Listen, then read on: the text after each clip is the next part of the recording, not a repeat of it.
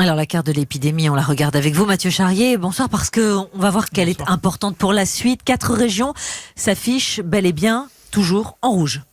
Eh oui, alors en rouge, l'Île-de-France, je vais y revenir, le Grand Est, la Bourgogne-Franche-Comté et les Hauts-de-France. Ça, c'est la petite surprise, parce que les Hauts-de-France étaient au orange jusque-là, et surtout que sur les 3 critères mis en place pour dresser cette carte, la majorité des départements des Hauts-de-France sont orange ou vert, mais la région est finalement rouge sur la carte finale, car la situation reste très tendue dans les hôpitaux de l'Oise et de l'Aisne. C'est ce qui fait basculer toute la région. Alors l'Île-de-France, elle, est dans une situation particulière, a répété le Premier ministre, c'est-à-dire que le nombre de cas baisse, mais il reste élevé, plus élevé que nous l'espérions, a insisté Édouard Philippe, dans une région très dense, très peuplée.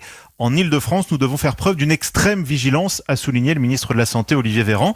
Enfin, hier soir, je vous parlais d'un 3e critère qui devait entrer en action lundi. Finalement, il a été présenté dès aujourd'hui, celui de la capacité à tester les potentiels malades. Et là, toute la France est en vert, manière bien sûr d'insister sur le fait que selon le gouvernement, ça y est, la France est prête à tester à grande échelle. Mathieu, est-ce que cette carte va continuer d'augmenter, comme on l'a vu ces derniers jours, au quotidien, d'évoluer ?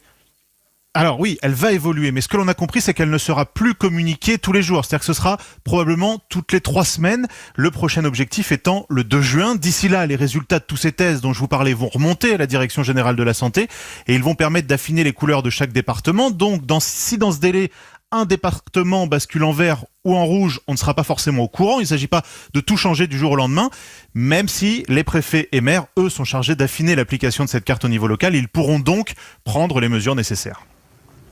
Merci beaucoup Mathieu Charrier du service Société d'Europe 1.